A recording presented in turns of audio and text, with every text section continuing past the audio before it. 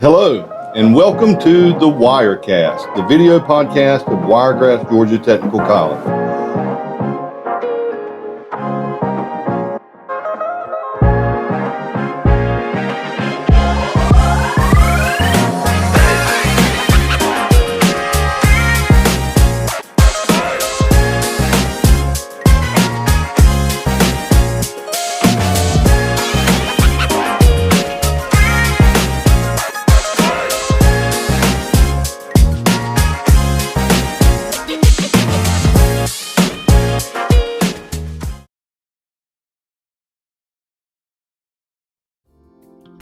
Welcome to the Wirecast. I'm your host, Michael Williams. I'm excited to introduce today's guest, Jason Dunn, the Executive Director of Fitzgerald Ben Hill Economic Development Authority. Fitzgerald of Ben Hill County Development Authority. That's right.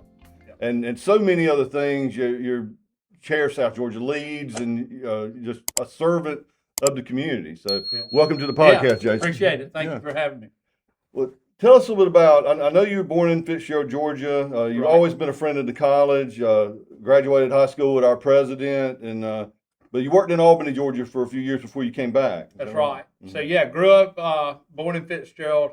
Both my parents are from Fitzgerald. They've been lifelong residents. I lived there all through, grew up there, went to high school there, graduated in 1992 alongside President Clements. She and I believe were in the same kindergarten class, so we have known each other now almost 50 years. And it's been a great friendship, and she's always been a great friend.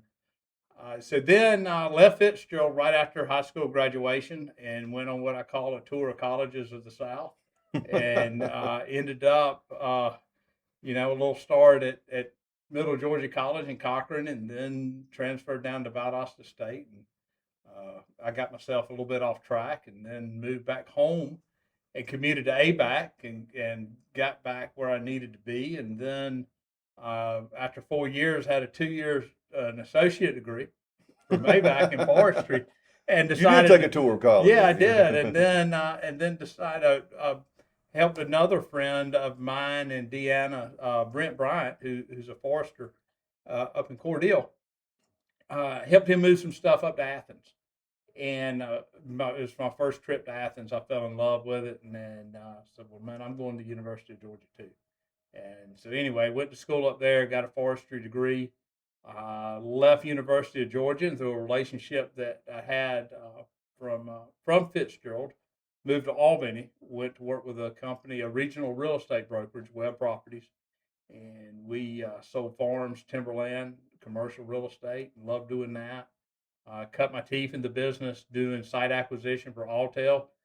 People don't think of cell tower sites much now, but in the late 90s, we were buying them up everywhere. And I was doing a lot of work on that. And that really exposed me a lot to the South Georgians and getting meet tax assessors and zoning officials and county commissioners and county commission chairmen all throughout our part of the state, and it was a great life. Loved living in Albany. We would collaborate with Albany Tech every opportunity we got on some projects when I was living there, and learned a love for service back to the community. Got involved in doing some things, and then one day, we're going to talk about class of '92. I guess a lot. Another friend of mine in Deanna's, Hal Wiley, who Wiregrass knows well. I think he may be Wiregrass's most popular graduate. He'll probably be on this podcast eventually. Sooner or later. I don't know how I got here before him. But in 2015, I remember it vividly. It was April 14th or so, April 13th, 2015. He and I were talking. And I was asking him what was going on around Fitzgerald. And he said, man, not a whole lot. We're still really struggling from the effects of the Great Recession. We are coming together as a community, though, to try to revitalize some things. And we need somebody to come in and head up our economic development revitalization. He said, I think you'd be a great person to do it. And so we talked a little bit, and that's what it sounds compelling. I said, when would they need a resume? And he's like, give me a minute, I'll call you back. And the reason I remember this was April 14th, because he called me back and said, they need it tomorrow, April 15th.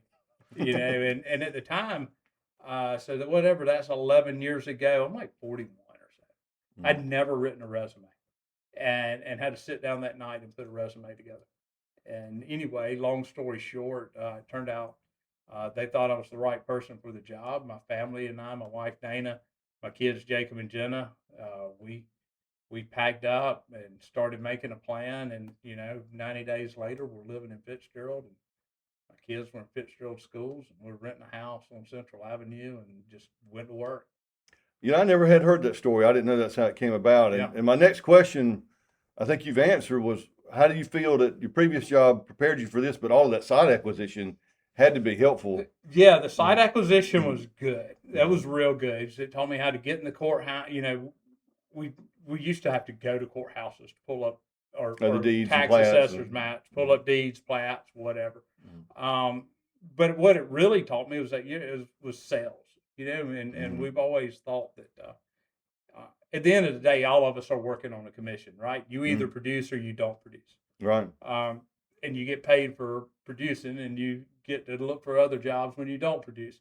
So that commission lifestyle for all those years just taught me how to be hungry, how to, get over the fear of picking up the phone and calling somebody, asking, closing a deal, asking somebody, do you want to do this? Will you do this? Rather than just sit back and hoping they call and Right. say, but it taught me how to do the research, how to ask questions, what are the barriers that are preventing a deal from coming together, how to get out there and, all right, we got rid of this barrier and this barrier. Now, how do we get rid of that one?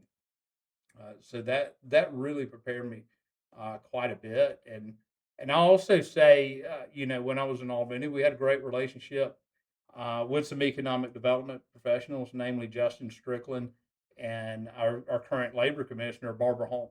And I developed great friendships with them, or great working relationships with them that we still have today. And I was always a little envious of what they did. It looked like it was a exciting, rewarding career. Yeah. So I would say that helped me get to where I'm at too. Well, I think they picked the right man for the job. I know everybody in Ben Hill County feels that way, and you're known throughout the state as an economic developer now. And you, I know you would have done good in any time frame, but you're right that Fitzgerald took that Great Recession particularly hard. Right. We had lost almost all of our industry. And ironically, the tech college was booming in those 09, 2010 years because everybody lost their job and they all had to come back to school. Right. Then 2 or 3 years later, around the time you came in on board, the immediate short-term gains of that's over.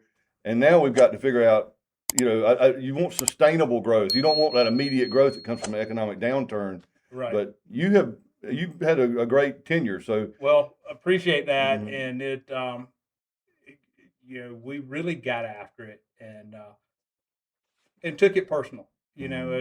As far as like, hey, this is a personal mission that we're on. This is our hometown. We had some other leadership changes that happened at the same time too, that really helped. And I was going back, and I can name those. Steve Taylor becoming county commission chairman. Barry Foster has done a great job as tax commissioner. Another South Georgian that everybody knows, Mike Dinnerman, came in and really helped our county government stabilize. Mayor Jason Holt, who's a pleasure to work with and as good a mayor as there is in the state of Georgia. So we had, 4 or 5 leadership changes all happened at the same time, but that was the result of the community coming together and saying, we got to fix ourselves. right. We talking about that industrial loss. I showed a slide the other day that I've made a little or shown to the community and talked about around the state. From 2000 to 2015, Fitzgerald or Ben Hill County truly lost 50% of its industrial production, along with the jobs that were with it. And that was about 140 some odd $1 million in industrial production. So that was just sucked out of Ben Hill County in a period of about 7 years. Devastating for a small county. Just truly devastating. It's a wonder that the community ever survived. And then we treaded water from about 2018 to 2015. I jokingly say the rebound started in 2015 when I was hired, but as I just mentioned, so much other stuff came I would say that, and I wouldn't joke, No. But literally, we you started plant seeds that take a little while to grow. but we went to go into our existing industries and say, hey, what can we do to help you grow? Mm. And they started responding. We're like, if y'all can do this, we'll do this. And we made that happen. Then another, so if y'all can do this, we'll do that. And hey, if y'all can develop this, we can do this and this and that. And then you've seen tremendous growth out of Mana Nutrition and Modern Dispersions, Polar Beverages, and Southern Veneer and West Fraser, and all these local, existing industries just started hiring, and wages increased, and then new buildings came up, and production, by this industry doubled, and another increased, 20-25%. And then we started building some momentum. Mm-hmm. And then so from 2015 to 2025, we're almost back at that same level we were in 2000. Still got a ways to go, but we have seen a sharp incline in that production number, and that's been quite, we're proud of it. Probably don't brag about it enough or shout it from the rooftops enough, but given the opportunity, we will. Yeah, let's shout it. I saw another statistic, and I'll butcher it, but it was about industrial square footage. Right. You have those numbers off the top of your head? Or? It's somewhere since 2015 to 2025, we've added probably about, I think it's around 700,000 square foot of new industrial buildings. Mm-hmm. Have another 125,000 under construction right now. And want to hopefully, a couple things go right, we might add another 50 to 75,000 after that. So, that's great. So we like to say, it's kind of a corny statement. Just keep big yellow equipment moving. That's right. If yeah. you can keep big yellow equipment moving, you're growing. Well, I'm by virtue of my job, I'm in those plants all the time, or I think I'm in there all the time. But every time I go into Mana or Polar or Modern Dispersions, I don't recognize the place I'm in. They're growing by leaps and bounds. Something new is happening by the minute, almost. When we had Manifest last year, well, the thing that always surprises me is they keep, they build a sugar refinery, so we're not going to outsource sugar, and that's the trend I keep seeing. And so I think I said it to Alan Gilbraith. I said, at what point do you guys buy a bunch of land and start growing your own peanuts? And he said, shh, I don't want the CEO to hear it, because we'll start doing that tomorrow. They're liable to. They're putting in. It's amazing, and what they're doing in South Georgia now, from Fitzgerald to Pooler, and then from the ports on around the world. It's this stuff. It's just, Tell our audience about that company, because you and I know what it means. But well, it's a fun story to tell. Mana Nutrition makes a peanut butter based therapeutic food. So imagine it's almost like over the shelf peanut butter, jacked up with a lot more vitamins, a lot more nutrients. A lot of sugar. It's a high caloric food. We could almost call it peanut butter on steroids. So the peanuts are grown, majority of the peanuts come from South Georgia. It's made into a paste, a single serving pack. And then that food is shipped around the world, and it is literally saving the lives of children dying from acute malnutrition. So if you think of anywhere in the world right now where there's a humanitarian crisis, where there's a shortage of food and children's lives are at stake, Mana Nutrition's product is more than likely there.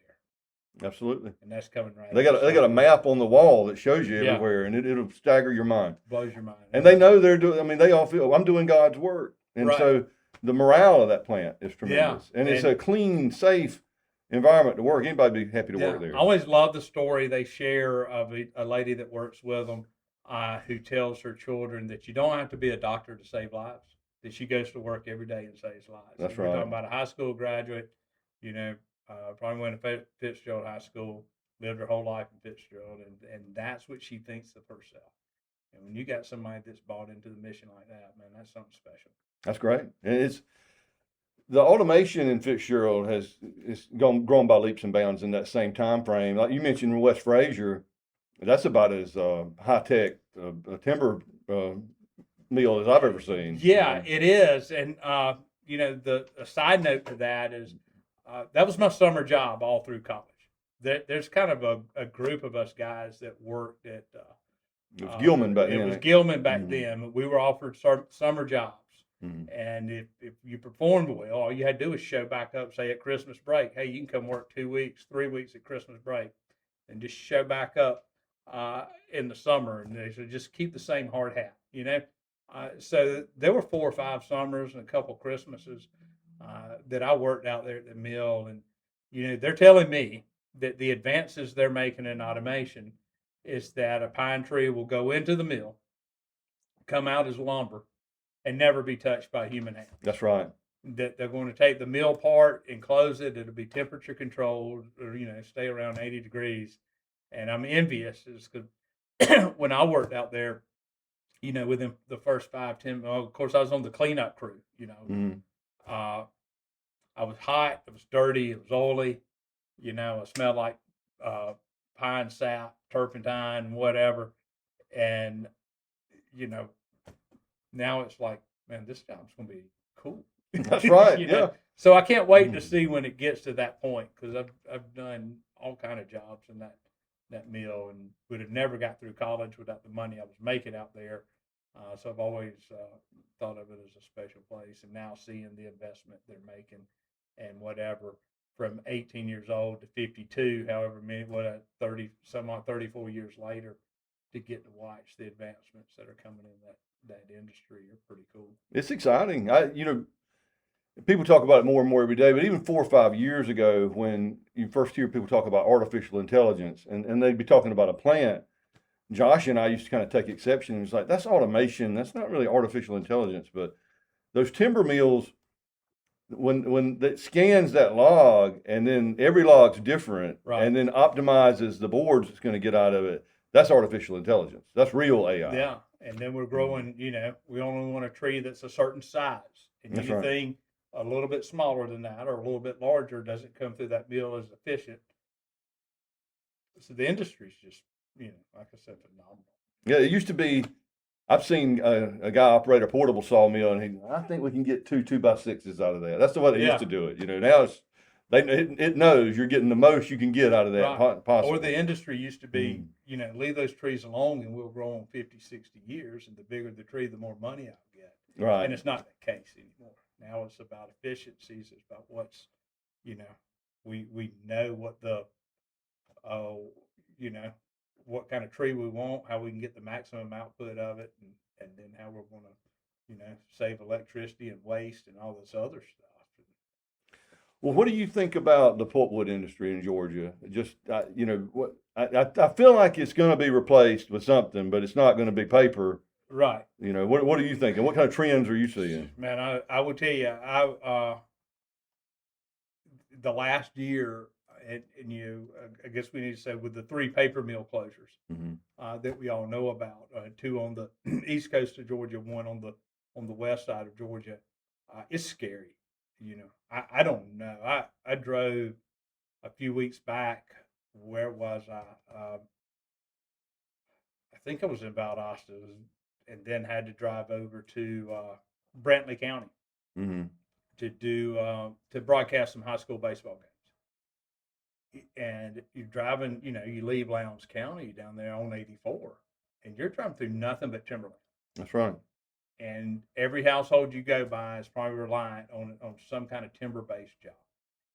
And now with the demand of those trees, you know, gone because of those paper mills gone, I don't know. I hope what we see, we need a housing boom, you Yeah. know, the construction boom that would increase the demand for our wood products, but that doesn't fix the pulp industry. Yeah, you got to thin those trees gotta thin somehow, 'em and people somehow. people are used to getting money in their pockets when they thin them, not have to pay Right, somebody not to cut them have down. pay, and it's not going, you know, or a break even at best. So I don't know what's going to happen, and it's It's a great natural resource. It's renewable. We're going to forever, you know, I hope be reliant on it.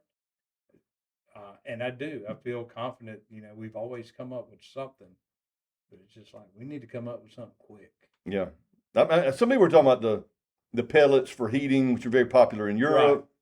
I don't know. Does that replace it all? Because it's like you said, the paper mills, even the ones that haven't closed, they're old too. You know, Mhm. and what's it cost to build a new one? And I'm told the environmental regulations are could imagine they're crazy. Such a huge barrier. Then, there's factors about that we're just good at growing trees fast, Yes. and we're good at replanting, and we're good at protecting what we have, so we've got, and then just some factors have come together that have really put the brakes on the industry. And we've been working, Fitzgerald and Ben Hill County Development Authority.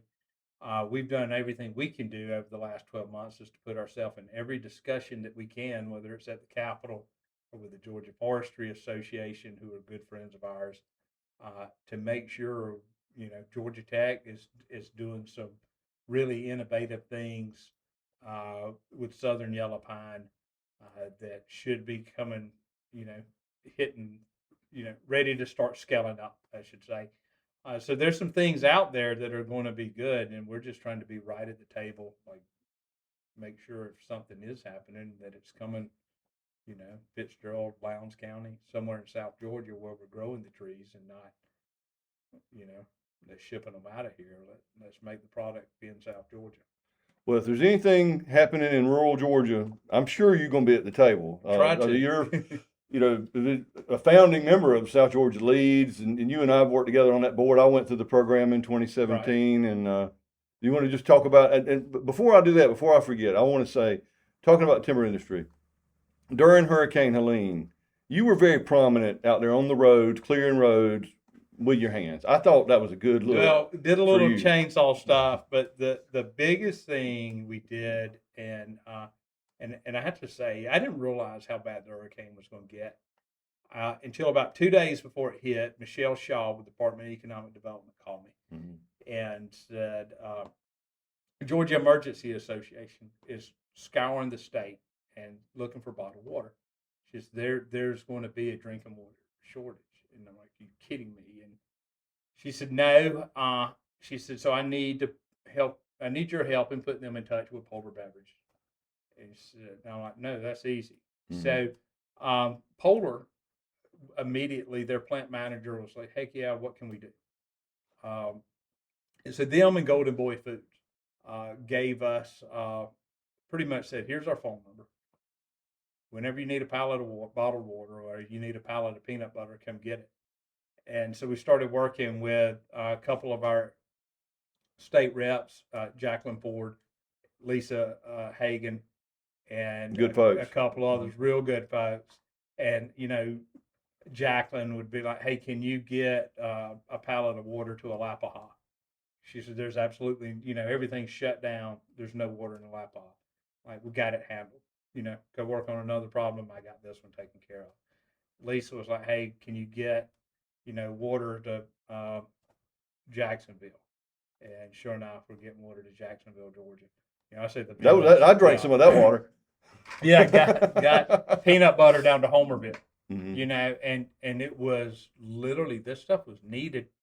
And that was one of the things that South Georgia was able to respond and get in motion before, Red Cross, FEMA, who later on came on and did a great job.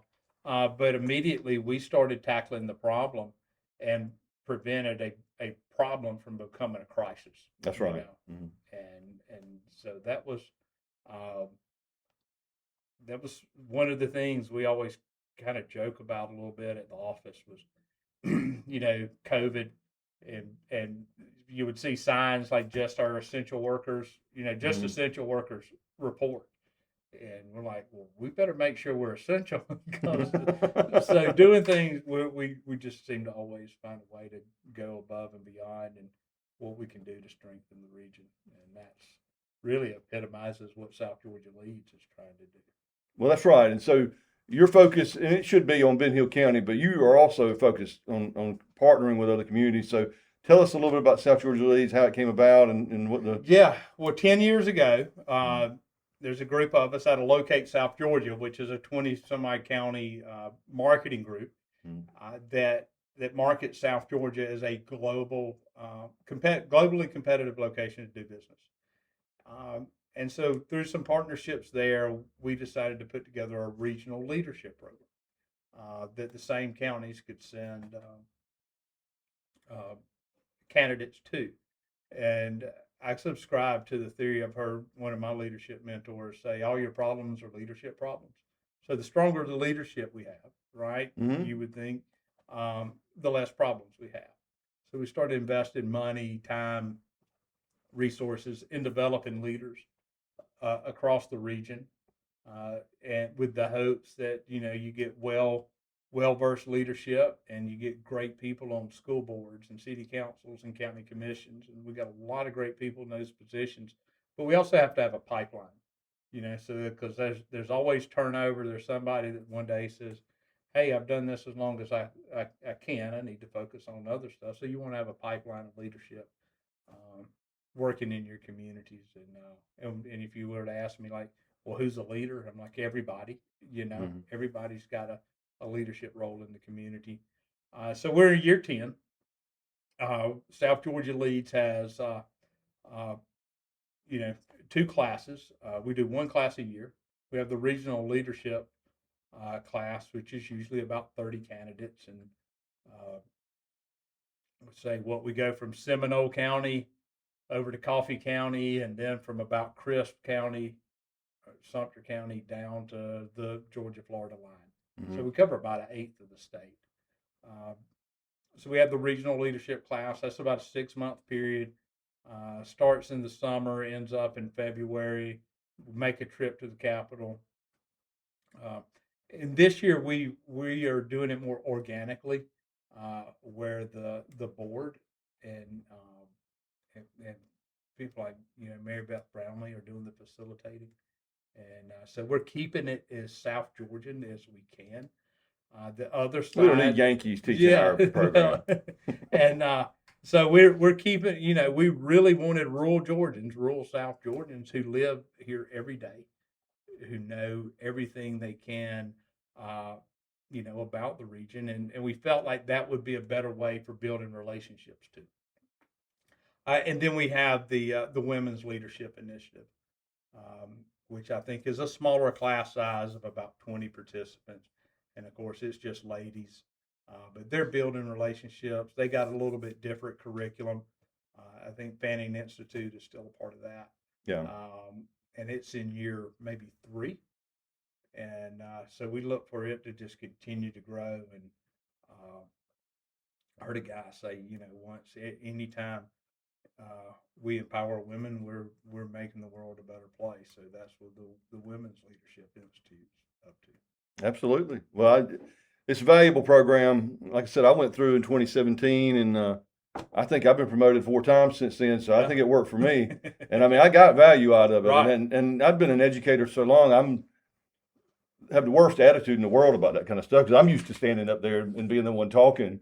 But I got value out of every session. I knew I did, and the connections and relationships you draw. That's half of it. It's just knowing everybody in the other counties and then being able to draw on their expertise. Yeah, well, we're very proud of it, and it's doing great work, and getting more and more recognition around the region. And we look, like to see it continue to grow. Well, I know you stay busy, but you do find some time to fish on the Ocmulgee River. I don't know how. A little bit. No, we make time for that. Yeah, I've been doing it my whole life. Whatever. I'm about to be 53. I bet I was down there 2 years old. Mm-hmm. So I've got 50 years experience on the Ocmulgee. Started down there fishing with my dad.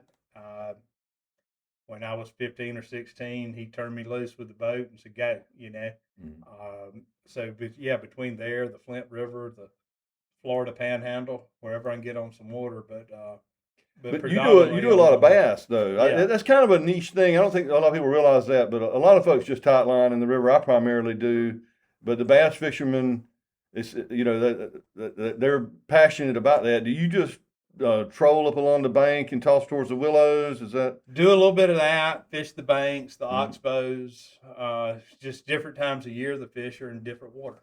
And when it's in the spring and the water's cool and high, which it should be now, but it's not, because we're in this drought. They're a lot of times back in the oxbows and the little pools off the main part of the river, and you just got to go find them. And then when the river falls out and gets low, they like stay in the running water because the running water is cooler than the eddy water. You could probably catch a few redbreasts down there right now. It's my guess. Used to, I've not fished. I quit fishing for redbreast years ago when they got kind of They got harder to sparse for a little catch. while. Yeah, and but this might be as low as it is. This might be a good year. If you found the right hole, they'd be in there because they don't have anywhere else to go. They don't have much to go. That's right. I can't put my boat in right now, but I've got a little canoe, and I was thinking about putting it in this weekend and just staying right there by the landing and seeing if I could get lucky. Well, I was on that Saturday afternoon and a little bit Sunday afternoon, and probably did more boat riding than anything. But it was caught a few fish on a sandbar. I saw a gobbler in full strut after a hen, so I sat there and watched him a few minutes, and then alligators and whatever, swallowtail kites and all other kind of wildlife. It was a great day to be down there. It's an adventure. I grew up on it like you, but I still say that. My wife always says it. She said it's like going into another country. I mean, the topography changes, the kinds of trees change, the wildlife, everything when you get down there close to it. And about the best thing is your cell phone rarely works. That's right. So there's no phone service. Well, Jason, you're involved in so many things in South Georgia. Are there any other projects or that you're passionate about you want to discuss? Well, we this started in Albany. Very proud of some of the work we've done for children's advocacy in Georgia.